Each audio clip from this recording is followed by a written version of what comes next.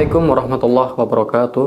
Teman-teman sekalian dimanapun Anda berada, ada sebuah rahasia yang menjelaskan bagaimana para ulama kita zaman dahulu dikenal dengan kedisiplinannya. Bagaimana para ulama kita zaman dahulu dikenal dengan ulama-ulama yang sangat produktif.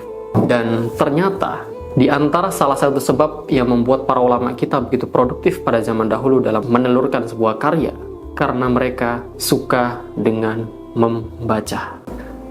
Aktivitas membaca bukan hanya dilakukan di saat luang, bahkan ketika menghadiri sebuah pertemuan, ketika di jalan, hatta para ulama kita di kurundung sakit pun mereka tetap melazimi untuk membaca buku. Kisah-kisah inspiratif tersebut bisa dibaca dalam sebuah kitab yang berjudul Qimmatul Al-Zaman Minal Ulama, karya Syekh Abdul Fattah Abdul Ghada. Di dalam kitab ini menjelaskan bagaimana kesungguhan para ulama kita, bagaimana kegigihan para ulama kita dalam memanfaatkan waktu mereka untuk membaca buku. Banyak sekali di antara ulama-ulama kita, sebagaimana Imam An-Nawawi, kemudian ada juga Syekhul Islam Ibnu Taimiyah, ada juga Imam Az-Zahabi, dan ulama-ulama lainnya yang secara umum mereka semua dikenal sebagai ulama yang gila akan membaca. Diceritakan pada zaman dahulu ada seorang ulama yang bernama Ahmad bin Yahya As-Saibani. Beliau lahir pada tahun 200 Hijriah dan wafat pada tahun 291 Hijriah. Beliau dikenal sebagai ulama yang sangat fasih dalam bahasa Arab.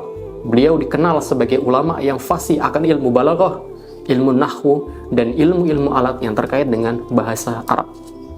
Suatu ketika diceritakan, beliau diundang oleh salah satu kawan untuk menghadiri sebuah pertemuan. Namun saat itu beliau memberikan syarat kepada sang teman. "Wahai temanku, saya mau datang ke tempat Anda dengan satu syarat. Tolong sediakan meja di tempat duduk saya."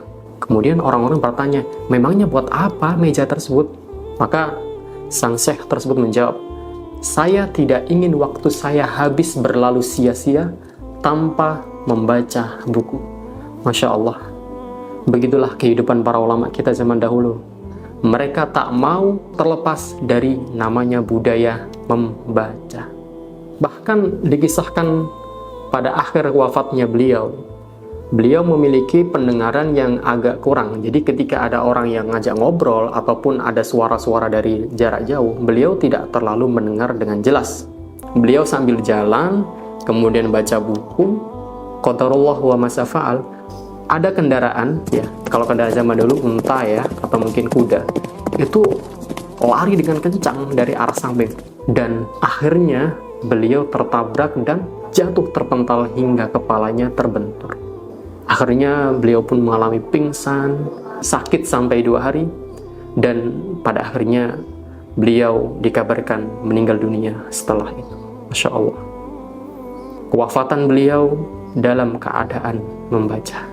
Maka sungguh benar sebuah ungkapan, seseorang akan diwafatkan sebagaimana kebiasaannya selama masih hidup. Maka carilah kebiasaan-kebiasaan yang baik sehingga Allah Subhanahu wa taala mewafatkan kita dalam keadaan husnul khotimah. Dan ada juga kisah ulama lainnya yang bernama Najmuddin Al-Barakat. Najmuddin Al-Barakat merupakan kakek dari Syekhul Islam Ibnu Taimiyah. Diceritakan pada saat itu, beliau lagi masuk ke kamar mandi, ingin menunaikan hajatnya. Dan alangkah terkejutnya kita, ketika beliau masuk kamar mandi, beliau menitipkan pesan kepada cucunya yang bernama Ibnu Taimiyah.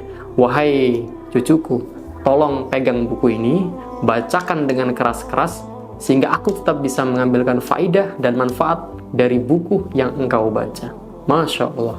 Bahkan di saat mandi pun, beliau tidak mau lepas dari yang namanya ilmu. Beliau tak mau lepas dari ketinggalan faedah-faedah dari buku yang ingin beliau kuasai dan beliau ingin amalkan. Maka tak heran jika ilmu-ilmu yang beliau tuangkan dalam sebuah kitab Turath sangat bermanfaat bagi kaum muslimin hingga hari ini.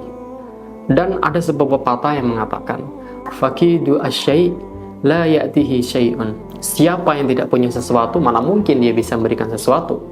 Dan dalam konteks ini, para ulama kita tentu punya kapabilitas yang luar biasa bahan untuk memberikan sesuatu kepada kita.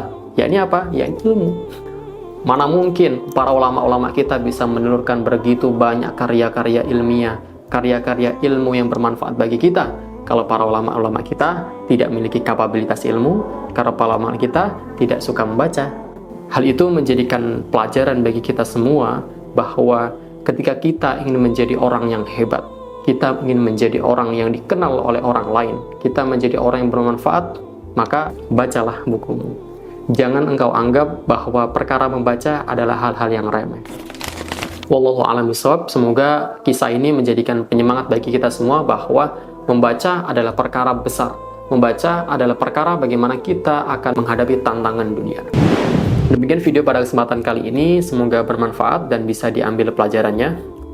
Sampai jumpa di video berikutnya dan Assalamualaikum warahmatullahi wabarakatuh.